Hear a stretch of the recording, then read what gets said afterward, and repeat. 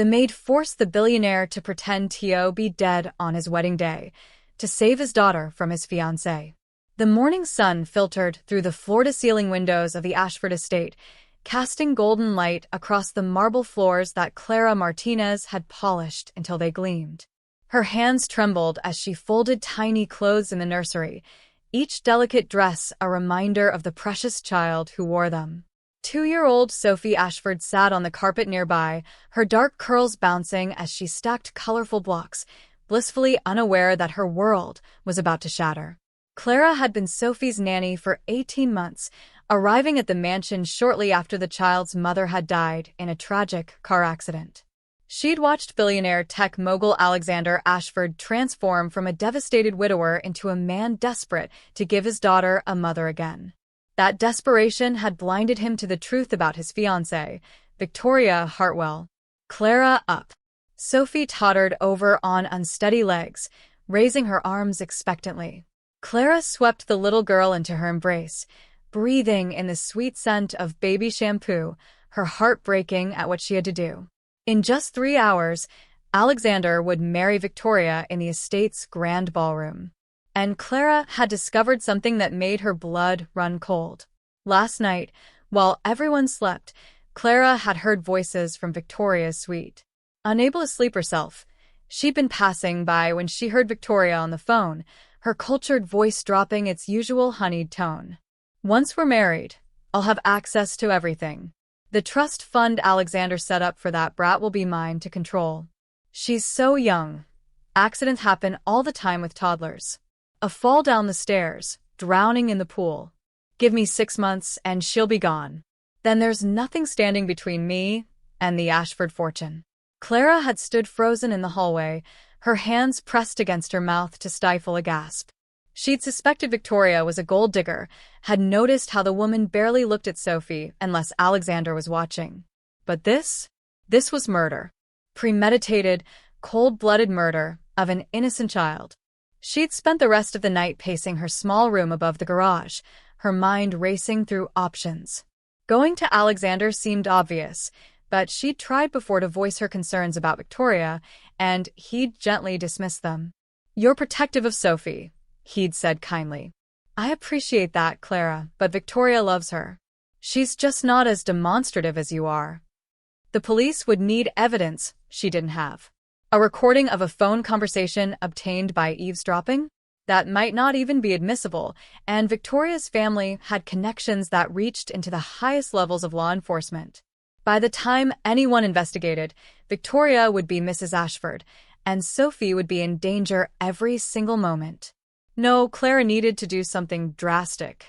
Something that would stop this wedding and buy her time to expose Victoria for what she truly was. The plan had come to her in the darkest hours before dawn, so outrageous that she'd laughed bitterly at her own desperation. But the more she thought about it, the more she realized it might be her only chance. She would have to make Alexander Ashford die on his wedding day. Not really, of course. But everyone would have to believe it, including Victoria. Especially Victoria. Only then would the woman reveal her true nature, would the mask slip completely. Clara had seen enough crime documentaries to know that people often showed their real selves in moments of crisis. "Play, Clara." Sophie patted her cheeks with small hands, and Clara forced a smile. "In a minute, sweetheart. Clara has to talk to your daddy first." She found Alexander in his study, impeccable in his charcoal suit, reviewing last-minute details with his assistant. At 35, he was devastatingly handsome. Dark hair silvered at the temples, strong jaw, eyes the color of storm clouds. Those eyes had held such pain when Clara first met him, but lately they'd begun to light up again. "For the wrong woman. Mr. Ashford, I need to speak with you. Alone. It's urgent." His assistant, Marcus, glanced at his watch. "The ceremony starts in less than 3 hours. "Please," Clara interrupted, her voice catching. "It's about Sophie's safety." Alexander's expression shifted immediately. "Marcus, give us a moment." Once they were alone, he gestured to a chair, but Clara remained standing. She had to get this right. "Sir, I know this will sound insane. I know you'll think I've lost my mind. But I'm begging you to trust me. She took a shaky breath. You cannot marry Victoria Hartwell. And the only way to stop it, the only way to save your daughter, is for you to die. Today. Before the ceremony, Alexander stared at her for a long moment, his expression unreadable. Then, quietly, he asked, Clara, are you feeling all right? Has something happened? I heard her, Clara said, the words tumbling out now. Last night on the phone. She's planning to kill Sophie. She wants the trust fund, wants control of your assets, and Sophie is in her way. She said 6 months. She said accidents happen to toddlers. Tears streamed down Clara's face now, months of worry and fear finally breaking through her professional composure. I know how this sounds. I know you love her. But I love that little girl more than my own life, and I am telling you that if you marry Victoria Hartwell today, your daughter will not live to see her 3rd birthday. The silence that followed felt like drowning. Alexander Ashford had built a tech empire on his ability to read people, to see through deception and identify genuine talent. He'd made his first million at 23 by trusting his instincts about a software engineer everyone else had dismissed. Those same instincts had attracted him to Rachel, his late wife, who'd seen past his wealth to the lonely boy underneath. And those instincts were screaming at him now as he looked at Clara Martinez. The young woman standing before him was trembling, her dark eyes wide with fear and conviction. In 18 months, he'd never seen her anything but composed, professional, gentle with Sophie. She'd turned his chaotic household into a home again, had coaxed his daughter out of the grief-stricken silence she'd fallen into after Rachel's death. Sophie's first word after her mother died had been care, her baby attempt at Clara's name. You're serious, he said slowly. You're actually serious.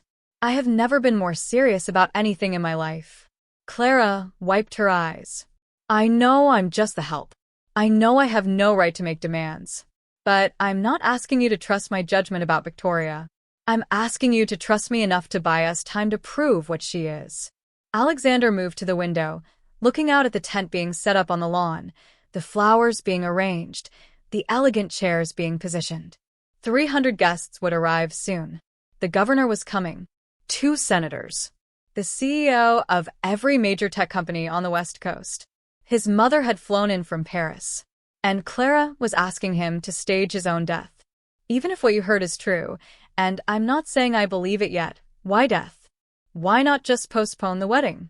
Call it off. Because she'll disappear, Clara said. She'll take whatever she can grab and vanish, and you'll never get proof of what she planned. But if you're dead, if she thinks she's about to inherit everything, she'll show her hand. People like her can't help themselves when they think they've won. You've thought this through.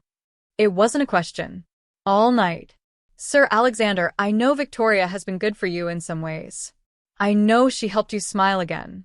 But she doesn't love Sophie. She barely tolerates her. I've watched her when you're not around. She looks at your daughter like she's an obstacle, not a child. Alexander felt something cold settle in his stomach. He'd noticed small things, how Victoria always found excuses not to attend Sophie's bedtime routine, how she steered conversations away whenever he talked about his daughter's future. He'd attributed it to awkwardness, to Victoria not having experience with children. But what if it was something darker? How would we even do this? He asked, and saw Clara's expression shift from desperation to determination. Dr. Harrison, she said immediately. Your family physician. He's been with your family for 30 years. If anyone would help, it would be him. You want me to ask my doctor to lie about my death? I want you to ask him to help save your daughter's life. Alexander pulled out his phone, scrolled through his contacts, then paused. If I do this, and that's a massive if, what happens afterward? Victoria will be arrested? Only if we get evidence. Only if she reveals herself the way I think she will. Clara moved closer. I know the risk. I know I could be wrong. I know I could be throwing away my career and your reputation on a hunch. But I also know what I heard. And I know that if I do nothing and something happens to Sophie, I'll never forgive myself. The door opened, and Marcus poked his head in. Sir, the florist has a question about. He stopped, noticing the tension. Should I come back? No, Alexander said, making a decision that terrified him. Call Dr. Harrison. Tell him I need him here immediately. Personal matter, utmost discretion. Sir? Just do it, Marcus. After his assistant left, Alexander turned back to Clara. I'm not agreeing to anything yet, but I'll talk to Harrison. If he thinks you're out of your mind, we're calling this off, and you're going to therapy. Clear? Crystal. Clara's shoulders sagged with relief. Thank you for at least listening. Dr. Leonard Harrison arrived 40 minutes later, his silver hair slightly mussed, concern etched on his weathered face. Alexander, what's wrong? Marcus said it was urgent. Alexander gestured to Clara. Tell him what you told me. Clara repeated the story, her voice steadier this time. Dr. Harrison listened without interrupting, his expression growing graver with each word. When she finished, he removed his glasses and cleaned them slowly, a habit Alexander recognized from childhood as the doctor's way of processing difficult information. You're asking me to falsify a death certificate, Harrison said finally. I'm asking you to help me protect a 2-year-old child from a woman who wants her dead, Clara countered. Do you have any proof beyond what you overheard? No. Not yet. Harrison turned to Alexander. And you? What do you think? Alexander moved to his desk, pulled out a photograph of Sophie from his wallet. His daughter smiled up at him, missing her front tooth, her joy captured forever in that moment. 6 months ago, Sophie asked if Victoria was going to be her new mommy. I said yes, and you know what she did? She cried. She actually cried and said she wanted to keep Clara instead. He looked up at the doctor. At the time, I thought she was just confused. She's 2. She doesn't understand adult relationships. But what if my daughter knew something I didn't? Children do have remarkable instincts, Harrison admitted. I don't want to believe Clara, Alexander continued. I don't want to think I could be that wrong about someone. But I also can't ignore the fact that this woman, he gestured to Clara, has no reason to lie to me. She gains nothing from this. In fact, she's risking everything. I love Sophie, Clara said simply. That's my reason. Harrison was quiet for a long moment, then sighed. I delivered you, Alexander. I delivered Sophie. I held your hand when Rachel died. So I'm going to tell you something, and you're going to listen. I never liked Victoria Hartwell. I don't have Clara's dramatic evidence, but my gut says she's wrong for you. Wrong for Sophie. He put his glasses back on. If we do this, we do it right. No halfway measures. And when it's over, if we're wrong, I'll hand over my medical license myself. We're not wrong, Clara whispered. Alexander closed his eyes, thought of his daughter's tears, thought of Clara's trembling conviction, thought of the subtle coldness he'd sometimes glimpsed in Victoria's perfect smile. All right, he said. Tell me how we fake my death in the next 2 hours. The ballroom looked like something from a fairy tale. White roses cascaded from crystal vases, silk drapes billowed in the gentle breeze from hidden fans, and candlelight flickered across tables set with the finest china. Victoria Hartwell stood in the bridal suite, adjusting her Vera Wang gown, a masterpiece of ivory lace and silk that had cost more than most people earned in a year. She looked perfect. She always looked perfect. 5 minutes, Ms. Hartwell, the wedding coordinator chirped from the doorway. Victoria nodded, studying her reflection with satisfaction. In 5 minutes, she'd walk down the aisle. In 10 minutes, she'd be Mrs. Alexander Ashford. In 6 months, maybe less, she'd be a wealthy widow with a tragic story and complete control of one of the largest fortunes in America. The scream shattered the peaceful atmosphere like glass. It came from the direction of Alexander's preparation room, a raw sound of pure anguish that made even Victoria's carefully maintained composure slip for a moment. Then came the thunder of running feet, shouts, chaos erupting through the carefully orchestrated event. Victoria gathered her skirts and rushed into the hallway, where guests were emerging from the ballroom in confusion. Marcus appeared, his face ashen, tears streaming down his cheeks. What's happened? Victoria demanded, though something in her chest was already celebrating. It's Alexander, Marcus choked out. Dr. Harrison is with him now, but he couldn't finish, just shook his head. Victoria pushed past him, her heels clicking sharply on the marble floor. A crowd had gathered outside Alexander's room, but they parted for her. Inside, she found Dr. Harrison kneeling beside Alexander's motionless form on the floor, his fingers pressed to Alexander's neck. Clara stood against the wall, her face buried in her hands, her shoulders shaking with sobs. What happened? Victoria's voice was sharp, cutting through the shocked whispers.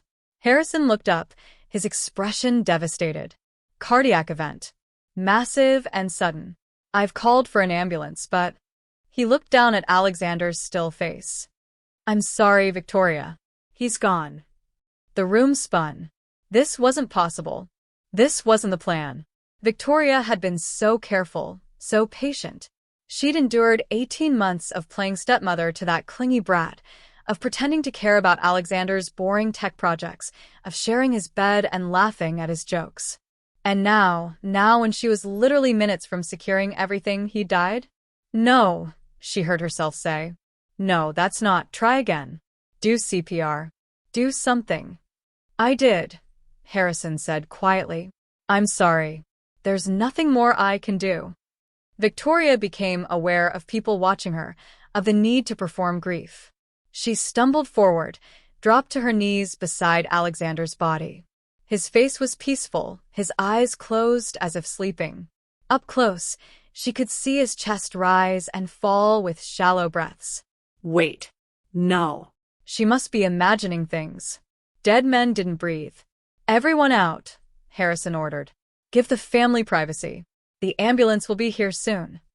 The room cleared slowly, guests murmuring condolences that Victoria barely heard. But Clara didn't leave.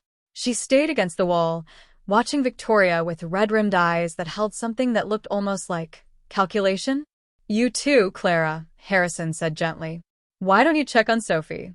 She'll need you. Clara nodded and slipped out, leaving Victoria alone with Harrison and Alexander's corpse. This was wrong. Everything about this was wrong. The timing was too perfect, too convenient. And Harrison had cleared the room too quickly, before anyone could really examine the body. What really happened? Victoria asked, her voice low and hard. Harrison met her gaze steadily. Exactly what I said. His heart gave out. These things happen, even to young, healthy men.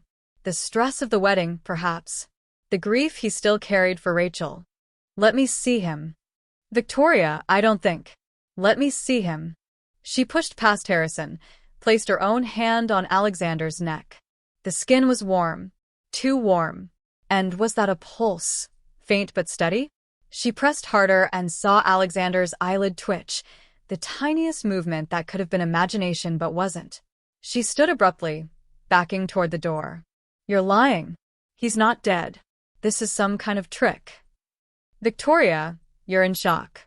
That's understandable, but... Don't patronize me. Her mind raced. If Alexander wasn't really dead, why the charade? What did they know? Clara. That nosy little maid.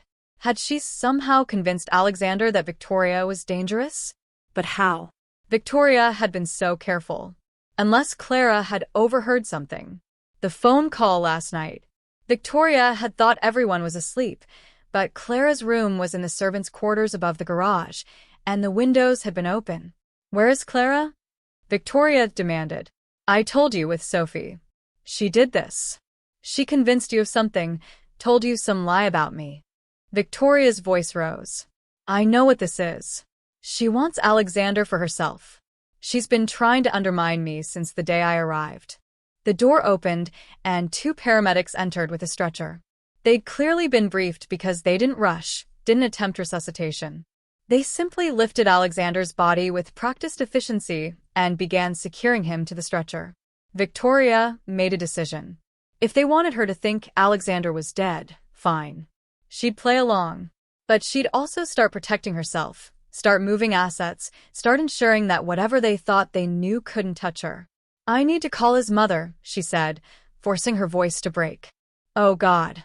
How do I tell Sophie? She's so young. She'll never remember him. One of the paramedics, a young woman with kind eyes, touched Victoria's arm. I'm so sorry for your loss. Victoria let herself cry then, real tears because her carefully constructed plan had just collapsed around her. But these people would think she was crying for Alexander, would see a grieving fiancé instead of a furious woman whose payday had just flatlined.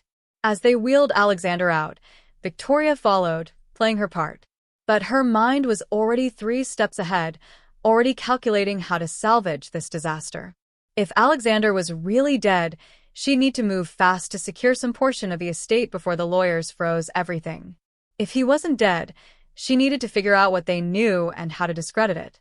Either way, one thing was clear. Clara Martinez had just made herself a very dangerous enemy. In the nursery, Clara held Sophie close, watching through the window as the ambulance pulled away, its lights dark. No sirens. No rush.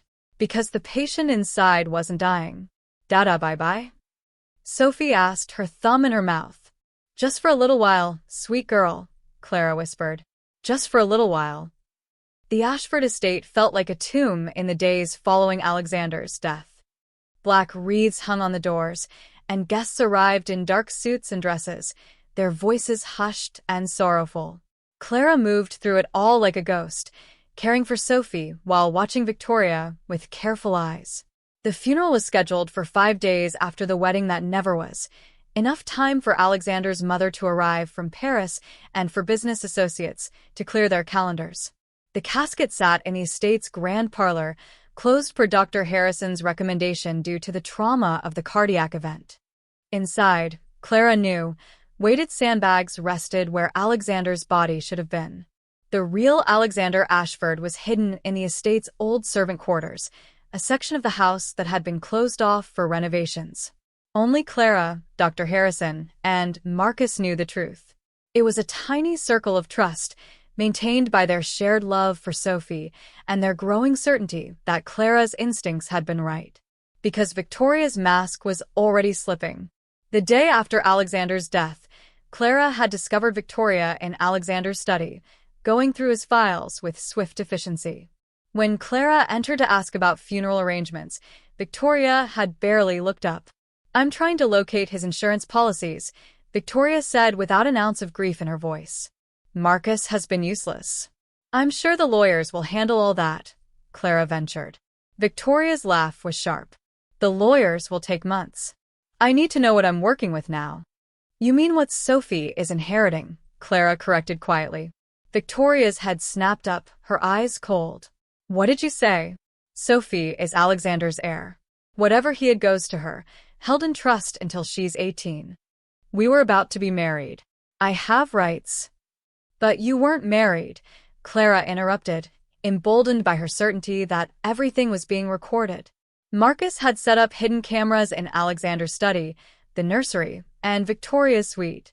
"So legally, you have no claim to anything except whatever personal items Alexander might have left you in his will." The fury that flashed across Victoria's face was quickly masked, but Clara had seen it. Raw, undisguised rage. "Get out," Victoria said softly. "And Clara? Start looking for a new job. Once the estate is settled, your services won't be needed here." Clara left without argument, her heart pounding. One piece of evidence recorded. But they needed more. They needed Victoria to reveal her intentions towards Sophie.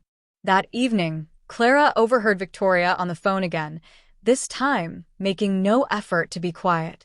Clara stood in the hallway outside Victoria's suite, her phone recording every word. "I don't care what the will says, Martin. There has to be a way to contest it. I invested 2 years of my life in this relationship.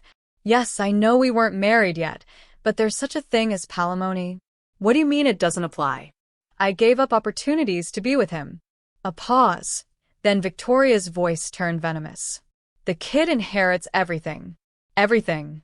50 million in liquid assets, the tech company worth billions, this estate, the apartment in New York, the house in Aspen. All held in trust for a 2-year-old who probably won't even remember her father in a year." Another pause. Clara held her breath. "I'm not saying anything illegal, Martin. I'm just saying that custody could be contested. Alexander's mother is elderly and lives in France. There are no other relatives. Who's to say I'm not the best person to raise Sophie? We had a relationship. I was about to be her stepmother. A judge might see that I should be her guardian, and as guardian, I'd control the trust. Clara's blood ran cold, but she kept recording. Yes, I know it's a long shot. That's why I need you to think creatively. No, the nanny won't be a problem. She's just the help. Nobody listens to the help. The conversation ended, and Clara slipped away before Victoria emerged. In the old servant quarters, she found Alexander pacing like a caged animal, his death clearly wearing on him. How is she? He asked immediately. Not how are the funeral arrangements, or what are people saying. Just how is she? And they both knew he meant Sophie. Missing you, Clara admitted, handing him her phone. But safe. Listen to this. Alexander's face darkened as he listened to Victoria's conversation. She's planning to seek custody, to control Sophie's trust fund. She won't succeed, Dr. Harrison said from the corner where he'd been reading. The will is ironclad. I helped you draft it after Rachel died, remember? Guardianship goes to your mother first, then to Clara if your mother is unable or unwilling. Alexander's eyes widened. I made Clara Sophie's guardian? You don't remember? You were quite insistent about it. Said she loved Sophie like her own, and you trusted her completely. Harrison smiled slightly. I believe your exact words were, Clara would walk through fire for my daughter. I would, Clara said quietly. I am. But Victoria doesn't know that, Alexander mused. She thinks she has a chance at guardianship, which means she'll keep trying. Keep pushing. And eventually she'll reveal what she plans to do once she has control, Clara finished. We just need to be patient. Patience proved harder than any of them anticipated. Sophie kept asking for her daddy, her little face crumpling with confusion when Clara tried to explain he'd gone away for a while. The lie ate at Clara, but the alternative, bringing Alexander out of hiding before they had solid evidence, was too dangerous. The breakthrough came 3 days after the funeral, during the reading of Alexander's will. The family lawyer, an elegant woman named Patricia Chun, gathered everyone in Alexander's study. Victoria sat in the center chair like she belonged there, dressed in black Chanel with understated jewelry. Alexander's mother, Marie Ashford, had arrived from Paris that morning, her grief evident in every line of her face. Clara stood in the corner holding Sophie, who'd been fractious all morning. The toddler didn't understand the solemnity of the occasion and kept calling for her daddy. This is highly unusual, Patricia began, but I'll honor Alexander's wishes. She opened a sealed envelope. The will is straightforward. The bulk of Alexander Ashford's estate, including all business holdings, real estate, and financial assets, is to be held in trust for his daughter, Sophie Marie Ashford, until she reaches the age of 25. The trustee is to be Marie Ashford, with Clara Martinez named as successor trustee should Marie be unable or unwilling to serve. Victoria shot to her feet. That's ridiculous. Clara is the nanny. She has no legal or financial training. She has something more valuable. Marie Ashford spoke for the first time, her French accent crisp. She has my granddaughter's best interests at heart, which is more than I can say for you, mademoiselle. Victoria's face flushed. You barely know me. Alexander and I. My son called me 2 weeks ago, Marie interrupted, and told me he was having doubts about your marriage. He said something felt wrong, but he couldn't identify what. Now I know. He sensed what you are. How dare you? There's more, Patricia cut in. Alexander left a sealed letter to be opened in the event of his death. It's addressed to Clara. All eyes turned to Clara as Patricia handed her an envelope. Her hands shook as she opened it, pulled out a single sheet of paper covered in Alexander's distinctive handwriting. Read it aloud, please, Marie requested. Clara's voice wavered as she began. Dear Clara, if you're reading this, I'm gone, and Sophie needs you more than ever. I know I never said it properly, but you've been a blessing to our family.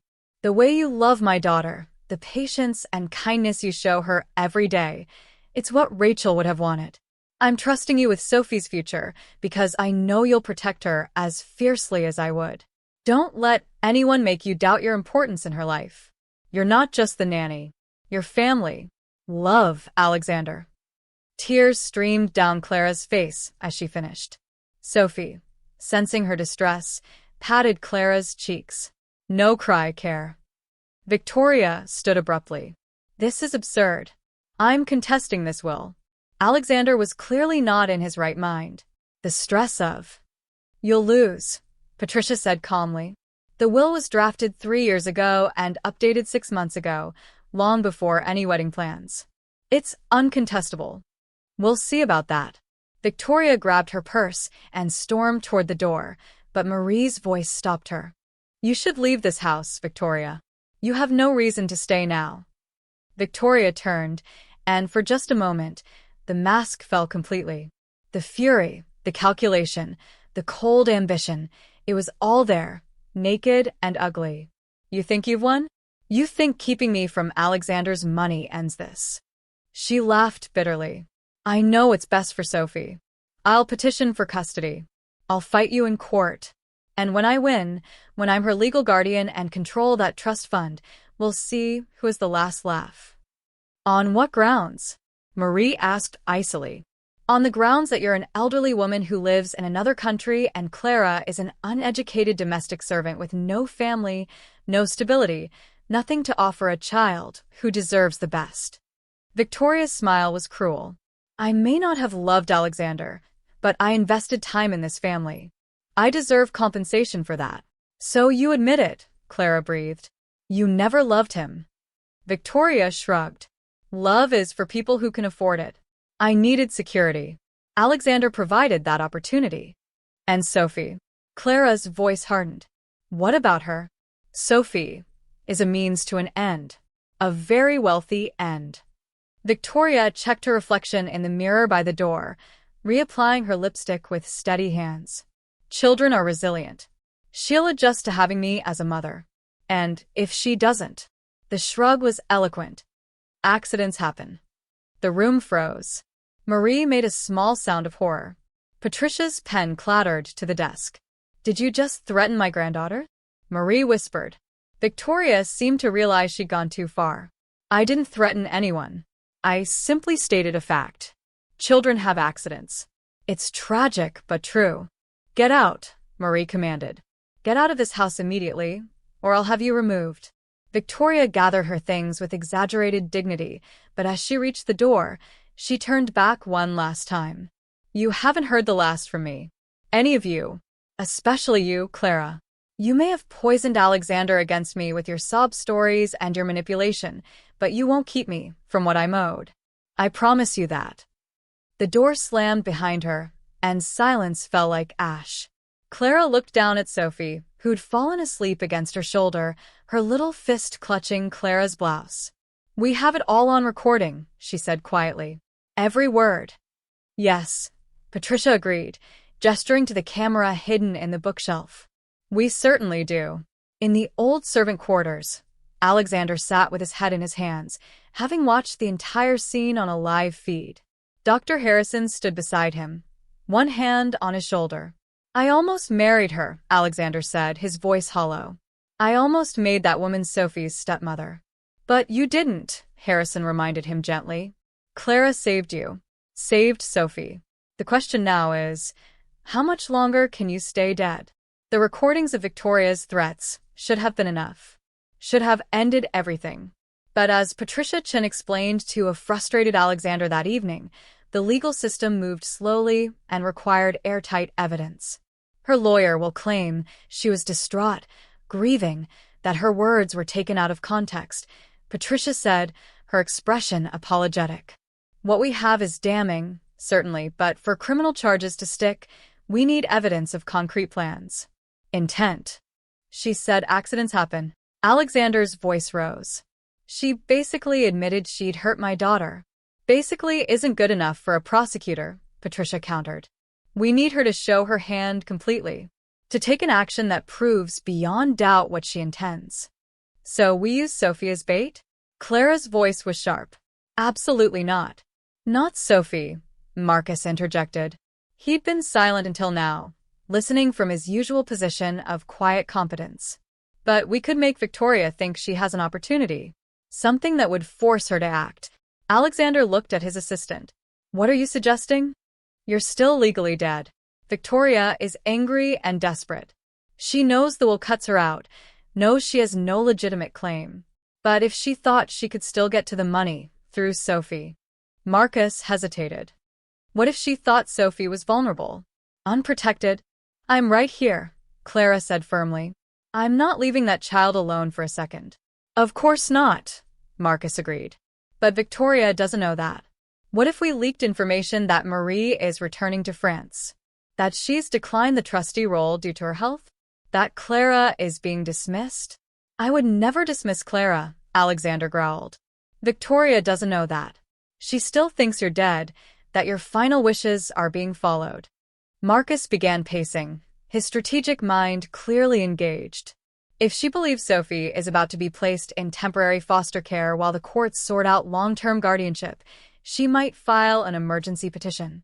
She might even try to take Sophie herself. That's kidnapping, Dr. Harrison pointed out. Exactly, Marcus said. Which is an actual crime we can prosecute. The plan was risky, built on assumptions about Victoria's desperation and arrogance. But as Clara watched Alexander's expression shift from anger to grim determination, she knew they had to try something. Sophie couldn't grow up with this threat hanging over her. They put the plan in motion the next morning. Patricia accidentally let slip to a gossipy paralegal that Marie Ashford was returning to France, overwhelmed by grief and her own health issues. The paralegal's husband worked at the same law firm as Victoria's attorney. By evening, the information had spread.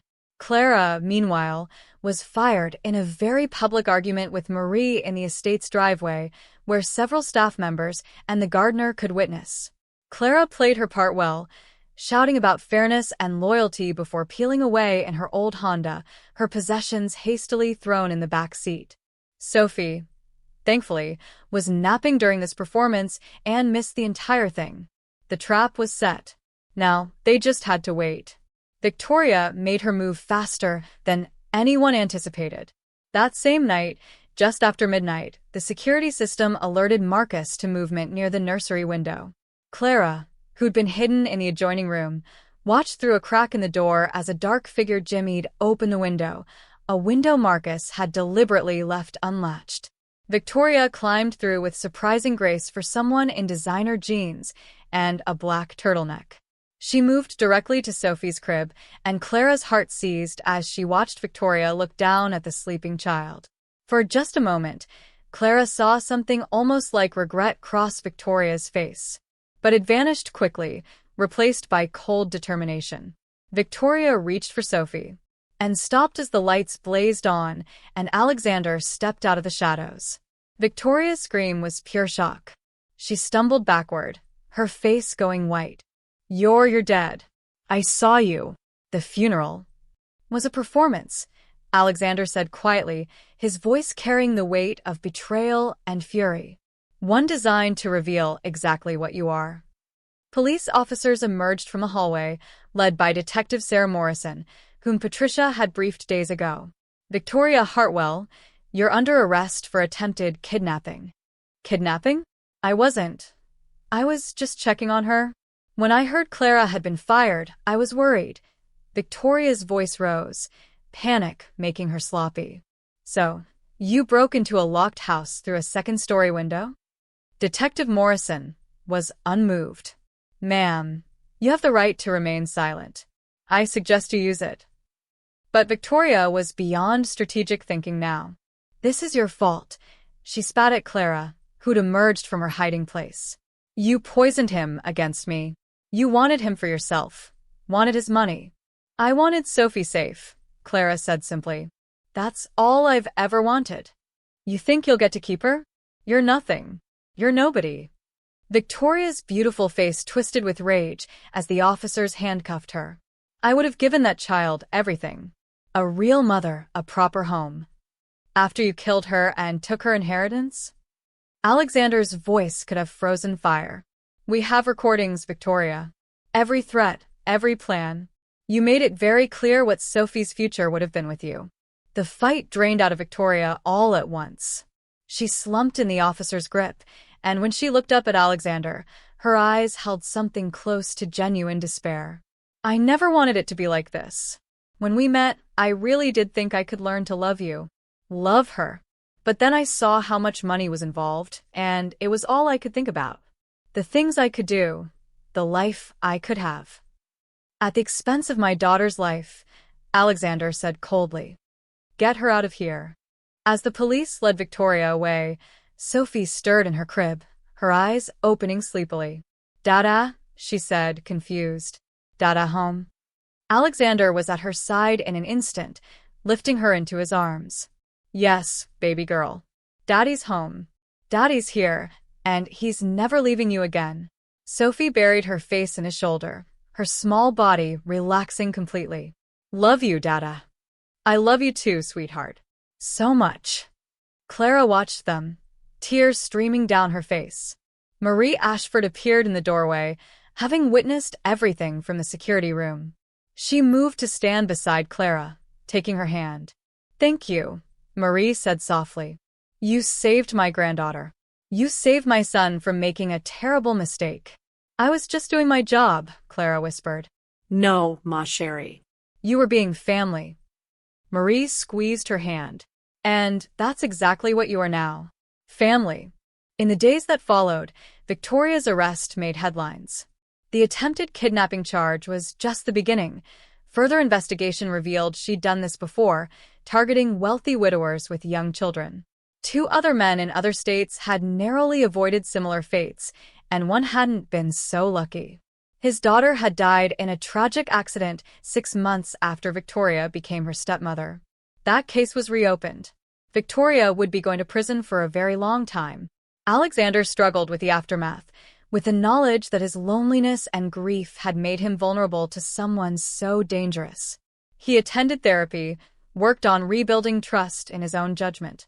And slowly, with Dr. Harrison's help and Clara's patient support, he began to heal. Sophie, resilient as only children can be, adjusted to having her father back from the dead with remarkable ease. Dada was playing hide-and-seek, she told her grandmother seriously. For a very long time. It was close enough to the truth that none of them corrected her. 6 months after Victoria's arrest, spring had transformed the Ashford estate. Cherry blossoms drifted across the lawn where Sophie chased butterflies, her delighted squeals carrying through the open windows of the house. Clara watched from the porch, a smile playing at her lips as Alexander helped his daughter catch the butterflies, which mostly involved him missing them dramatically and making Sophie giggle. So much had changed, yet in the ways that mattered. Everything had settled into something better than before. Clara was no longer just the nanny.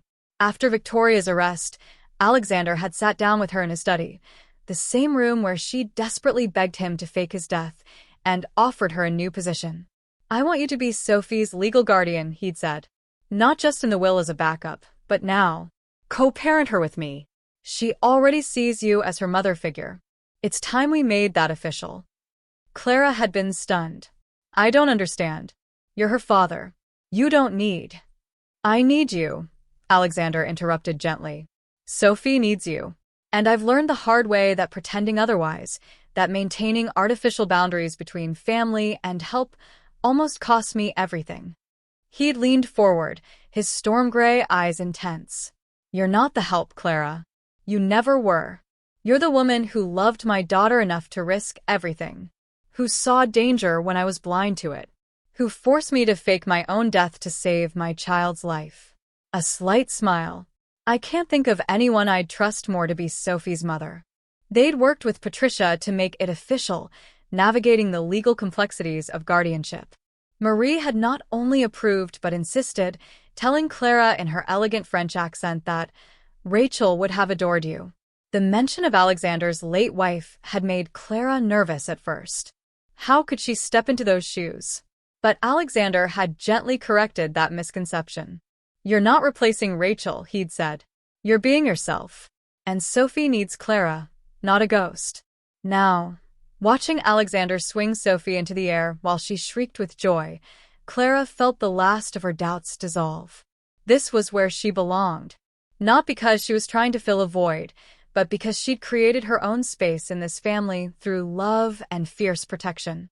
"They're going to be exhausted by dinner," Marie observed, joining Clara on the porch with 2 glasses of lemonade. "Alexander forgets he's 35, not 25. Clara laughed. "He'll sleep well tonight, at least. As will you, I hope." Marie gave her a knowing look. "You're still having the nightmares?" Clara couldn't lie to this perceptive woman who'd become like a mother to her. "Sometimes. I dream that we didn't stop Victoria in time." "That's Sophie." She couldn't finish. "But you did stop her," Marie said firmly. "Because you listened to your instincts and had the courage to act on them, even when it seemed impossible." She sipped her lemonade. "Do you know what Alexander told me last week? He said that pretending to die was the most terrifying thing he'd ever done, but it was also the most clarifying. It showed him what really mattered." "And what's that?" "Sophie. You. This family you've built together." Marie smiled. "He's different now. More present. More grateful."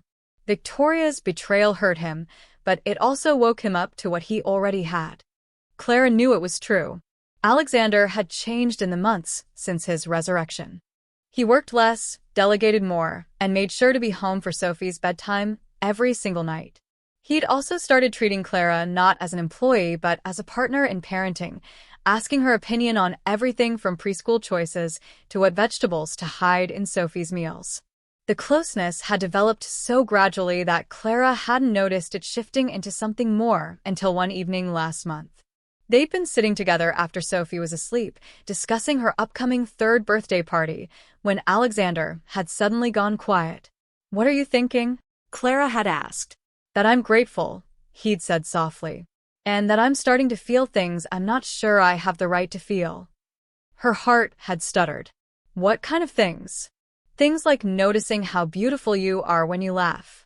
Like looking forward to our evening talks more than any business meeting. Like imagining a future where this," he gestured between them, "is more than just co-parenting." Clara had been speechless, her mind racing. She'd carefully buried her growing feelings for Alexander, convinced they were inappropriate, that she was reading too much into his kindness and gratitude. "You don't have to say anything," Alexander had continued.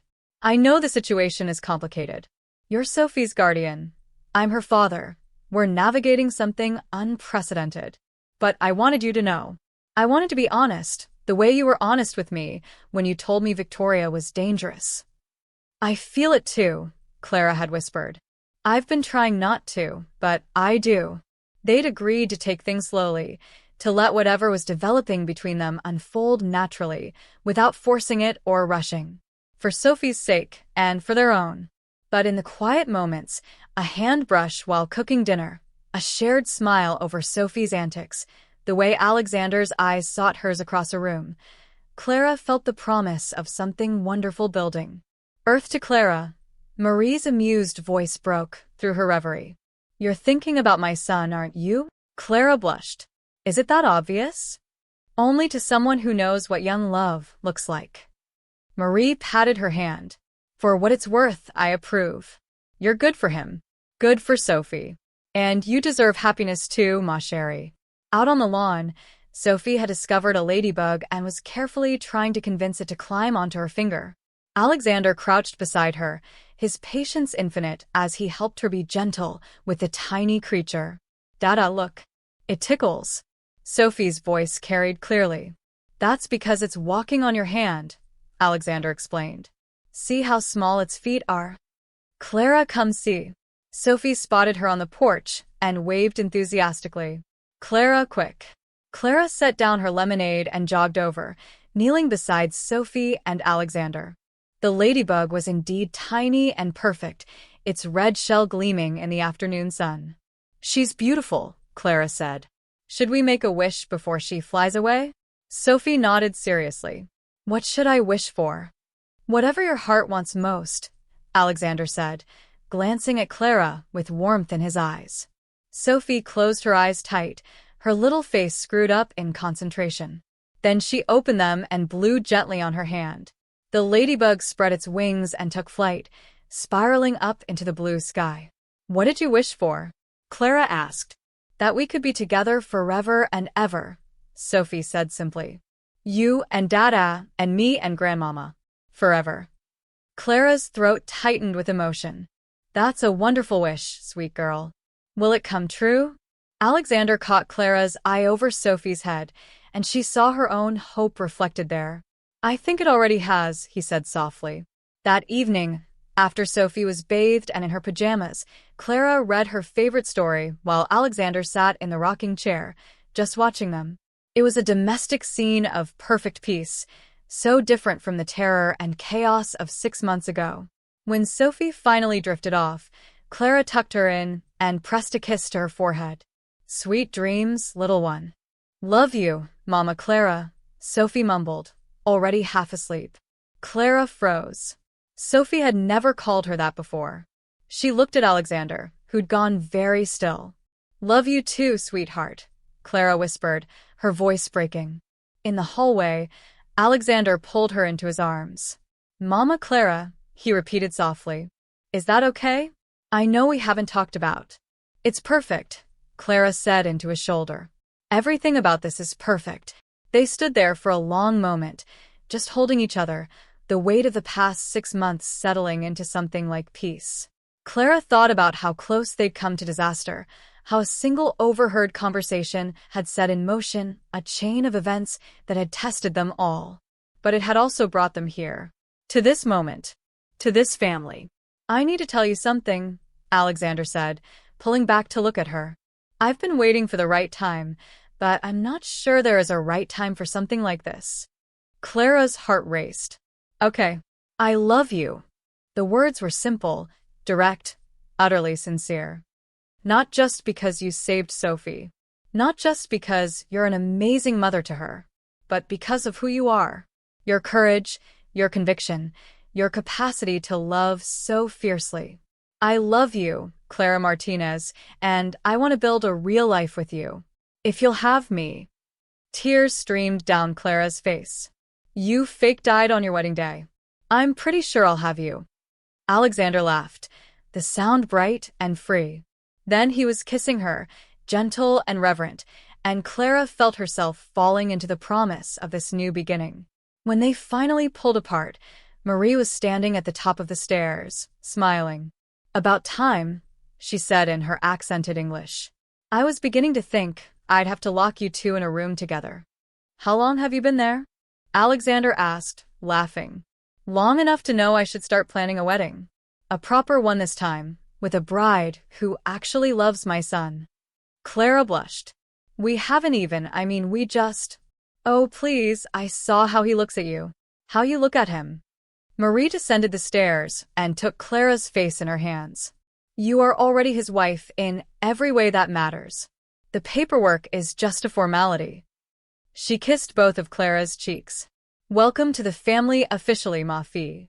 Over the next few months, they navigated their new normal with care and joy. Alexander proposed properly, with a ring that had belonged to his grandmother and a heartfelt speech that made Clara cry.